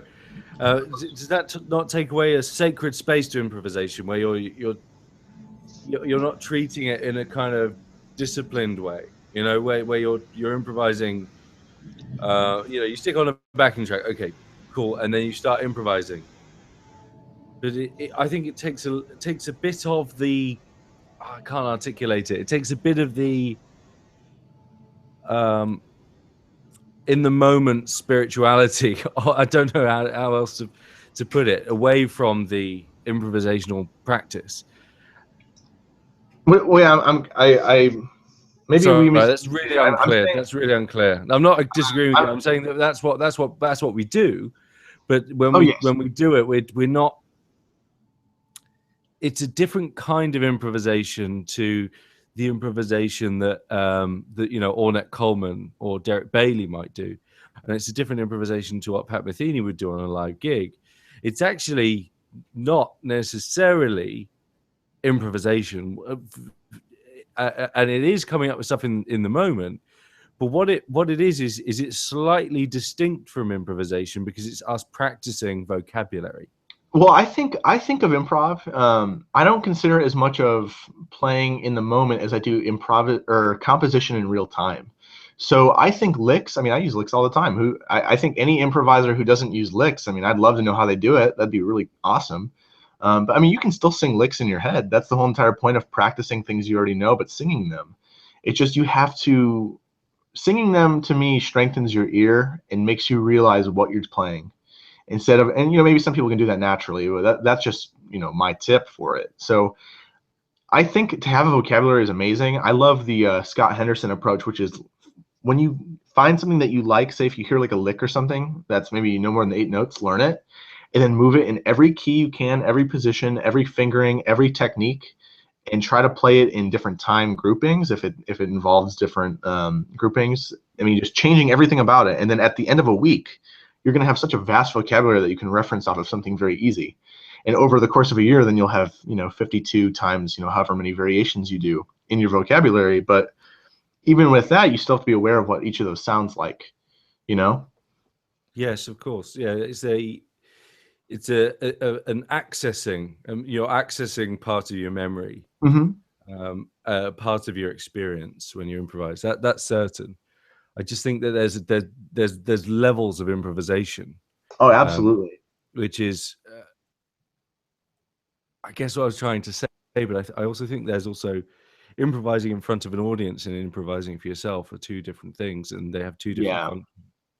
Well, I think when you're doing it with an audience, say if it was like a one-on-one thing where you don't even have a backing band, which I mean I've not done, but this is just what I would imagine it to be, is that you're going to play off of the reaction. So it's going to kind of be a communication in itself, kind of like if you were playing with a band, you said, guitar player goes quiet, maybe the drummer goes quiet. It's communication with inside communication, and that's when it can get very complex and very unique for every live audience. So I agree. I think there are definitely different ways. One thing I do want to mention, and people should be aware of, is that my approach is just what I've learned. I've not had a single teacher in my life, except what I've, and by that, I'm not saying I've not learned from people, but I've never had any formal education. I mean, I know you said you went to Berkeley, and that's, I'm not saying I'm right at all. And just the way I do it currently, which it could change tomorrow for all I know, but those would be my tips. No, it's fascinating. That's absolutely fascinating. I mean, it's such a weird area, improvisation. It's because it's all about time, actually. Yeah. Yeah, I mean, it's all happening in the moment, and you can't plan. And I mean, you can plan to do an improvisation, but you can't write an improvisation. So it's hard to practice. I mean, I think it's one of those just do it things. I mean, if you need any motivation, just put on that Shia LaBeouf meme. I mean, just do it, man. Like, you just have to play. And I think what's also helpful is to find other people who are trying to do what you're doing. So if you have any tips or maybe say you have a friend who's working on things and he, has an upper hand in one way, and just exchange information. My friend I mentioned earlier, Joel, I mean, he was actually a student. He took one lesson with me about. He was obsessed with alternate picking because I mean, who doesn't obsess over that one point in time? And since then, like we always go back and forth with new findings that we have, and we've grown together as players. And it's been really educational. Mm. And I think finding someone like that, say if you can find a friend, or it doesn't even have to be a guitar player, just someone that you can throw ideas off and they throw them back, that can be so useful, especially in improv. Say someone says, hey, try this instead. Why not? It doesn't hurt. The one Yeah, thing with absolutely. improv that to be aware of, I mean, theory is it really helps out just so you know what you're doing. So I mean, I'm really thinking a lot about what I'm playing over, but at the same time, I try to forget about it in the moment. So Mm. it's very kind of what you said. You think about what you've done and what you have to play next, but in the moment, you throw it all away. It's very strange. It is. It's a different sort of conception of time, and yeah, it's all very good fun. Let's move on to the next one, which is how you organize your writing. Do you set out certain times or just go with it? Do you wake up every morning and then turn on Logic or get your paper out and just say, okay, writing? I don't know. Does that work? I mean, I've not done it, but you've done a lot more composing than I have. Does that work? I'd love to know. Some people do it. How about you? Um, I have done it if a deadline is coming up, Mhm. but I don't really engage in much of a process, or not that I'm aware of. Yeah, I'm very unorganized in that way. I mean, I'll have. I mean, a few weeks ago I was writing a small snippet of music every day around the same time, around like nighttime, maybe 9 o'clock at night. Just that's what happened. And I Mm. haven't really written anything for the past 2 weeks for me, just because I've been recording and trying to recreate past things I've done. But I don't really have an organized way. I wish I did. I'd have a lot more music. I mean, I would love to release as much music as possible, but I'm still learning. And Jake, I wanted to mention before we pass on this is I would love to have an improvisation with you at NAM. That would be a lot of fun. Mm. Be Yes, very that'll happen. That'll definitely happen. cool. I'll Let's do it. Let's I drink beer try and to play guitar. remember how to yeah, I'll try to remember how to play guitar for that point in time. But I think yeah, it's I don't know. There's no universals at the end of the day. Hmm. It's different for everyone. It's different for every project. Different for what you're trying to do. I think it's just nice to have techniques to try to get there. Sure. Yeah, I But mean, there you I go. would also recommend anyone trying to get into composing, check out maybe just go on YouTube and put like how to write music, and don't look at that as the end all be all. But someone might have a way that works for them that just happens to work for you. I mean, use the tools that you have. So like YouTube, why not just use it? Mm. Try see Yeah, what absolutely, happens. I mean, absolutely. if I'm trying to learn how to play something that I've not played before, I might just look up how to play insert whatever it is here, and that's fine to do. I mean, I think it's great. Mm. Yeah, and it also dispels the idea that music kind of just arrives in perfect form. Yeah. That the writing can be like a melody of three notes, and then you take something away and keep on chiseling away, like what Beethoven would do, for example. If you ever listen to his symphonic work, Symphony 7, so simple to begin with, or the allegretto from it, so the second movement, or Symphony 5, which is obviously the other famous one. It's just simple little musical units that he's just explored. It didn't come out fully formed. He's polishing turds, basically. He's taking a piece of shit musical idea and turning it into something that's absolutely incredible. And that can be done, but you've got to have a technique. I think, yeah, and I think something that was really helpful for me is that I was looking over, and this is probably, I'd say, let's see, maybe March of last year. I was going through a lot of sessions on my computer, and I realized I had a lot of music that was maybe just 30 seconds long. Mm. I abandoned them because they didn't hit the vision of what I had for them. And I made a promise to myself is that anything I start, I'm going to finish, no matter what, even if it's crap. I mean, I have to finish it because no matter what happens, I will have learned something. And because of that, I mean, I wrote a lot more music. I mean, I wrote that one song you had posted for promotion, this Hemisphere. That started as just a two-chord progression of C sharp minor and then yeah, E major, and There was just two chords, and I just started playing over them, and then I wrote the next part, and I kept writing, and there was a part in it where I was stuck for about a week, but I said I'm going to finish this no matter what. And since then, it's really helped. And an example of the song that was very important for me for, and like say polishing turds, was the one song I mentioned is my favorite one I've done so far in just this moment, which is called Memory Lane.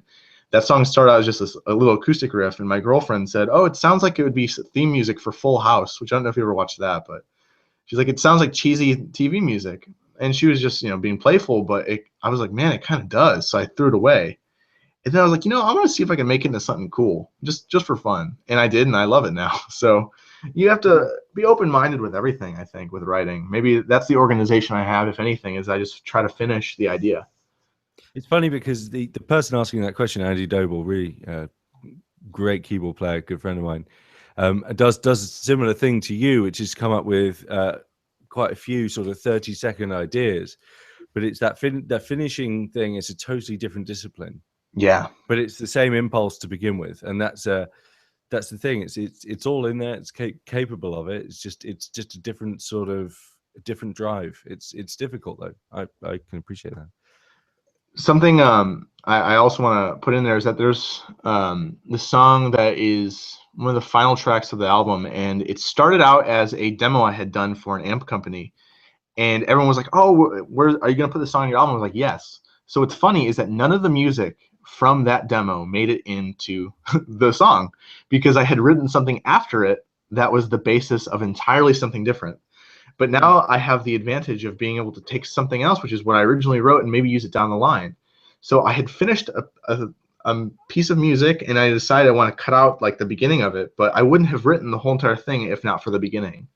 So sometimes you might be polishing turds, but that after that turd could come some real beautiful stuff. That's a really weird sentence I just said. I'm so sorry. No, that's right though, isn't it? You're totally correct. Yeah, so let's move on. What should I do and should not do when I'm creating my? Oh no, so that's backwards. I'm an idiot. Oh yeah, sorry. Yes, same questioner. Yeah, see it. But when you're creating your project, brand, and music, well, I mean, I guess it depends on what your goals are, right? I mean, if you want to create for the sake of creating, then just do it. If you want to create and have people listen to it, make sure that it's marketable. So make sure that the quality is as high as you can get. Make sure you think about branding. Make sure you think, I mean, just about all that stuff. Do proper promotional. I mean, there's just look up marketing. Jake, what's that one book you recommended to me? It's called The Curve, right? yeah, I was gonna pick that up, but read about it. Read about what you have to do to put your music out there.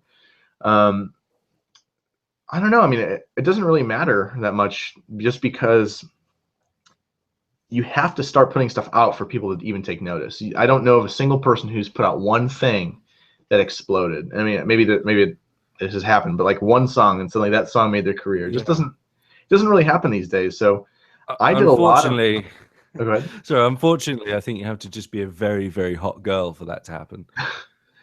Well, or a hot guy, which I mean, I'm not, so I don't have any experience with that. But yeah, it's not going to really happen overnight, and you can't expect it to. If you do, you're going to be disappointed. So just be careful with that. But one thing I want to point out especially with what I've done, is that I didn't start putting stuff online that was my music. I started putting covers online, and that was just because that's what I said I did, like a video of Stairway to Heaven. Yeah. After that, I did a Paul Gilbert cover, did a Dream Theater cover, did a Rush cover. I mean, I did a bunch of covers, and they got a lot of views. And I've since taken them offline just because they don't really align with what I do now. And I'm sure they'd get views, but because I've not put anything out, like a full record, I'm very aware of the fact that if someone stumbles upon that, they might judge you for the rest of their lives on one thing. So maybe that's where I do think about my audience and my context. But I used to do that. I did some gear demos for companies, and those got a lot of views as well. And it was all very beneficial for me, and I can't say a single part of that was bad. What you might want to not do is, yes, spamming is not good. It might have been, I mean, it worked for some people. I didn't really spam that much. I know that back in the day when I didn't understand how YouTube worked, I would like comment on people's stuff saying, "Hey, maybe this is cool. Maybe check out my stuff," and I just copy and paste that. And it's one thing to do, but hey, I'm admitting I did it, and I've since deleted all those, and all those comments and stuff. So it just a learning process. I was young, you know. Everyone goes through like their young phase. Maybe that's why some people have like funny usernames. I picked Sean Ashe Official, which is really funny because it's like I'm the official one. There's no other, but it's ridiculous. Just, you know, put branding out there. I just do Sean Ashe music these days. You know, do whatever, but just make sure you make it look professional if that's what you're trying to accomplish. And if not, then just worry more about the music. But just keep doing stuff. I mean, a good example. Someone else mentioned Pliny. So Pliny is just he's a really good composer and player, but he had started with another like solo project, and he would always post like clips to it on forums he was a part of. It was called Halcyon.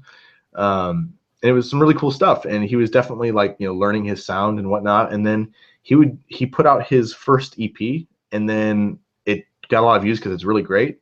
Put out a second one, got a lot of views, and it's really great. Third one got a ton of views because people had listened to the first two and went, this guy's awesome. Yes. The third one's awesome too.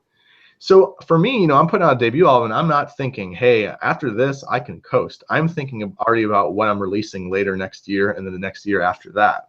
I'm constantly planning ahead because I do not want to stop. And I know that if you stop, that's when you fail. So I think it's important just to keep putting music out and don't stop, really.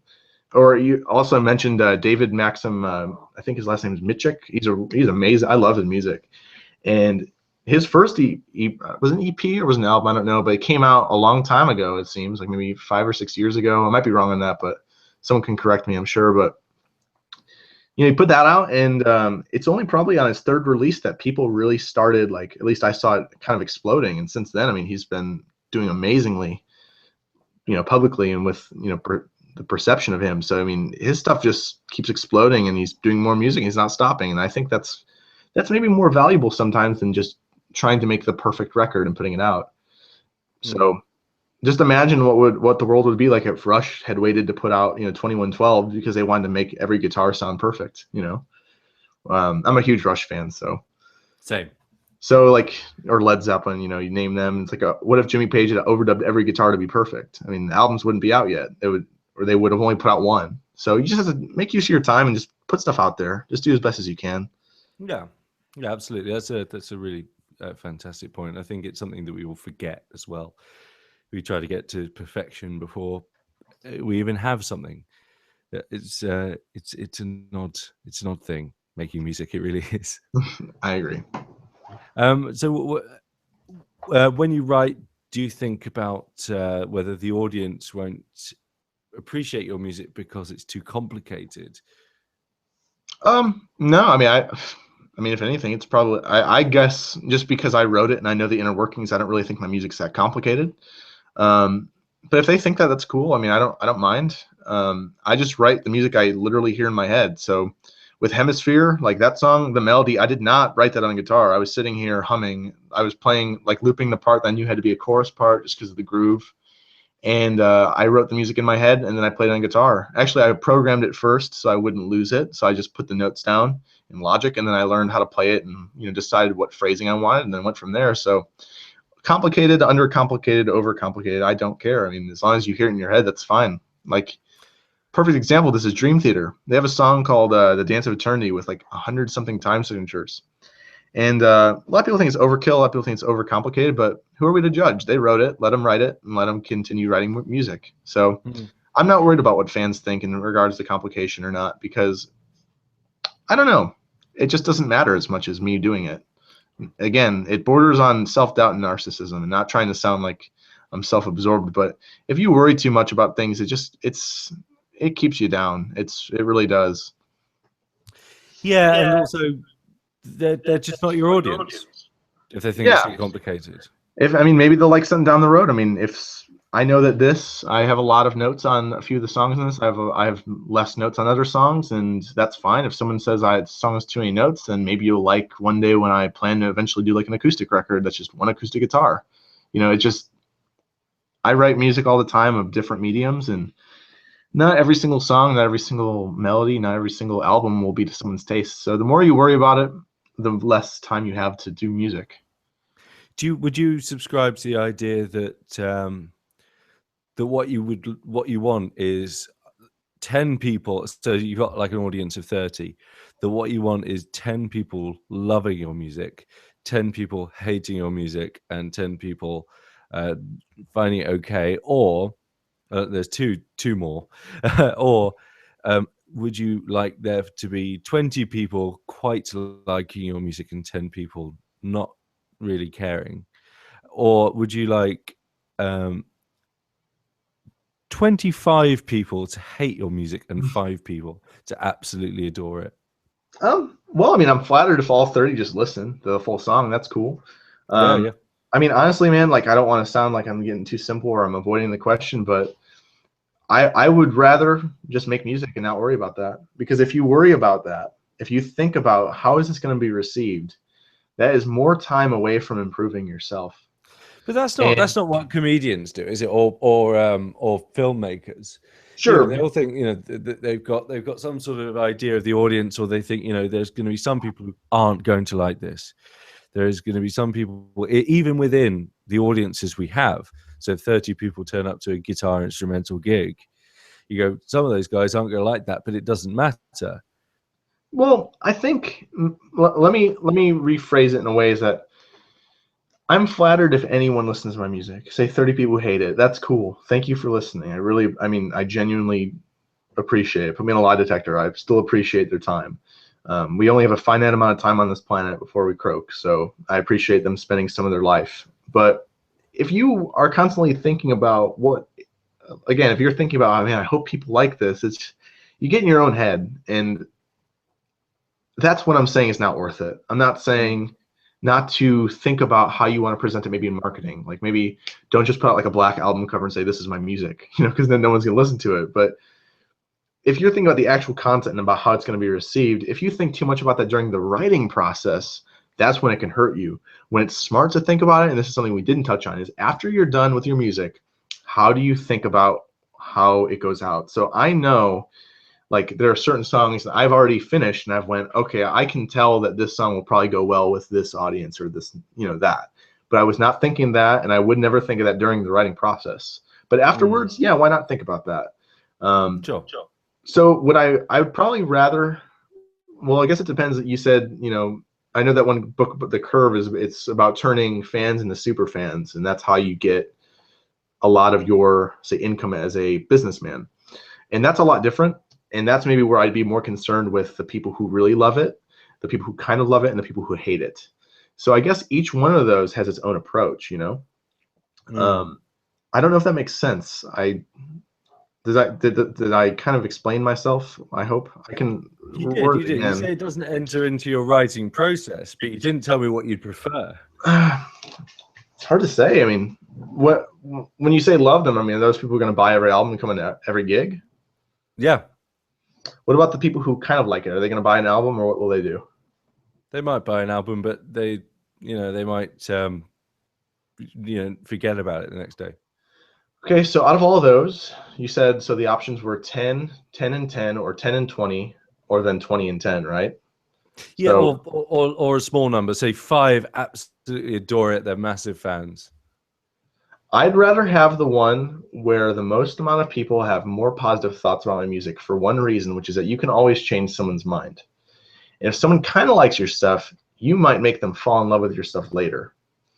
Or they might go, yeah, stuff's kind of cool. And this has actually happened with me. I might not like a piece of music, but I have a friend where I go, I think he'd like that, and I tell him about it.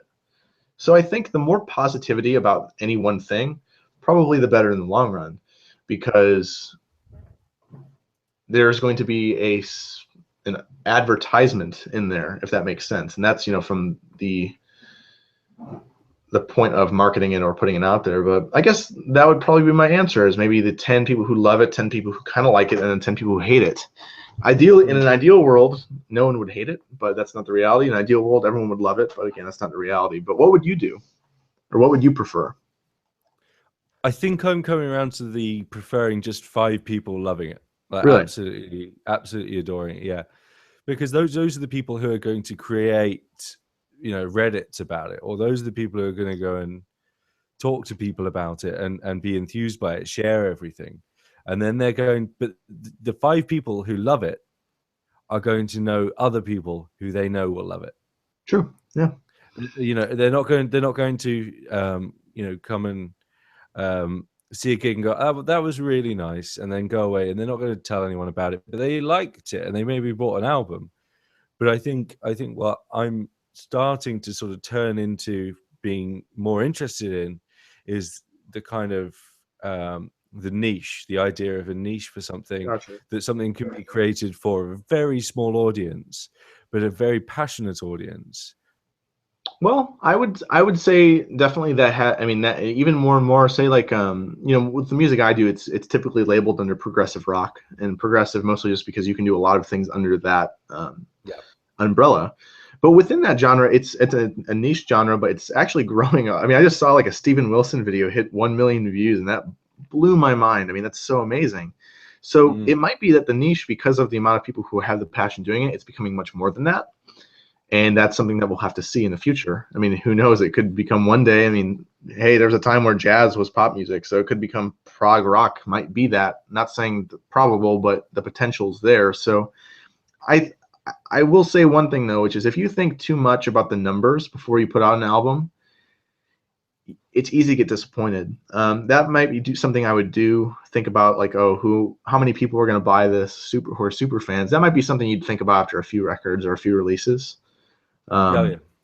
But I don't know. I mean, I think as a creator, as an artist, it's important to separate almost your mindset and your thoughts about it into two personalities, if that makes sense. Like to have one mind that's very much about sincerity and about being true to oneself, but then also think about the other one, which is very real, which is how do I get this out there? Well, And it's a that's hypothetical, isn't it? It's a hypothetical situation, which maybe gets you to think about what you yeah, value in your audience. yeah, definitely. I mean, I don't know. I'm not ready to answer. I'll tell you what. I'll come back to you with an answer on that in February after it's been out. Yeah, man, I Because can't wait. It's gonna be wicked. I don't know. Maybe that's my answer. I don't know. It's really, music is a really weird thing right now, and there's no way to predict anything anymore. There's bands that have blown up and they have disappeared just as quickly. And then there are people who grew really slowly and went into nothing. There are people who grew really slowly and became humongous. So there's no rule book and there's no way to set your future. But you just have to have a goal in mind, which is just being successful in whatever terms you deem successful, which for me is staying true to what I do and what I love and being able to support myself in that way. And if that is, you know, for me, what my current view of that is, then anything that gets me closer to that is a success. Even if I have 20 trolls saying they hate the music, you know? So I don't know. That's a good question. I like that question. I'm gonna ask that to other people too. I just think it gets you to think about, you know, like I said, just what the audience, what is your ideal audience? Is it people who like your stuff or people who love it? And that doesn't mean that I'm saying that it affects what I write at all, because Okay. you can only write what you write, and we've kind of gone over that, but it's just one of those weird things which kind of asks you why do I do it? What's the point? You know, Yeah. we're all 40 billion years. We'll all get, you know, we'll all disappear. None of this Yeah. will With be here. this. Yeah. I for sure. I think that's a good one to think about. Was there any other questions, by the way? I don't think so. I think it's probably I saw you one know, about been going for. collaboration, which I wanted to answer. Oh yeah, no, go for that. Okay, so those guys, Plenty C2A, David Maxim, I love those guys' music. I've talked to them here and there pretty briefly, but they're, you know, they seem like nice guys. That'd be cool. I'm kind of, you know, of the mindset these days that nothing happens until it happens. So maybe if that happens, that'd be cool. But I have no idea if that would ever. I mean, I'm far smaller than any of those guys, so from a business standpoint, it wouldn't really benefit them too much.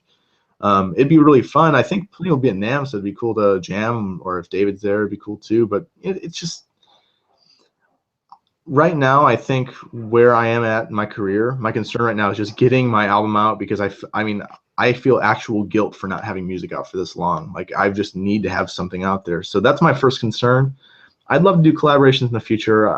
Doing the solo artist thing is really cool. But I want to make music with other people too. I will be doing a project that's like another original project, but I don't know when that will be coming out or even what it'll sound like, but I will be doing that and it will be a collaboration. But yeah, I mean, I don't know. I mean, I had people even ask me if I was having, guest solos on my record, which is a form of collaboration, but just, not right now. I don't know. Maybe in the future, of course. I'm down for anything. Cool, man. Cool. Well, I guess that's probably a good time to wrap this up. I just want to thank you so much for coming on and saying all the fascinating things you said. I don't know if they're fascinating, but thank you for saying that. Yeah. It's been a real pleasure. I mean, you got me thinking. That's why I wanted to do this so badly, because this is a different format than most things I've ever seen. And I say most things because I've just not, maybe I wasn't paying attention enough, but to, other things. But I really like how this is a conversation, that there's people who are like, talking about things too. So it's really cool. So thank you for the opportunity to do this. And it means a lot to get my, as a musician, it's one thing to put out a video of you playing, but it's another thing to talk about what you do. And there's not many avenues for that these days. So thank you.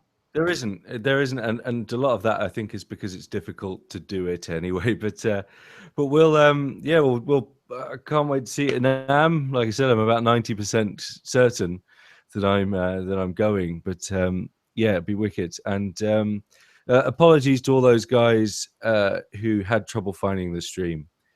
And it's it was just one of those weird technical gremlins. It hasn't happened on the last 4 shows, but I'll try to deconstruct what happened there. So for the last time, thank you all you guys for listening and for asking your amazing questions. Really, really, really do appreciate it. Yeah, awesome. And thank you, Sean, once more. And we'll see you guys later. Cheers. All right, see you.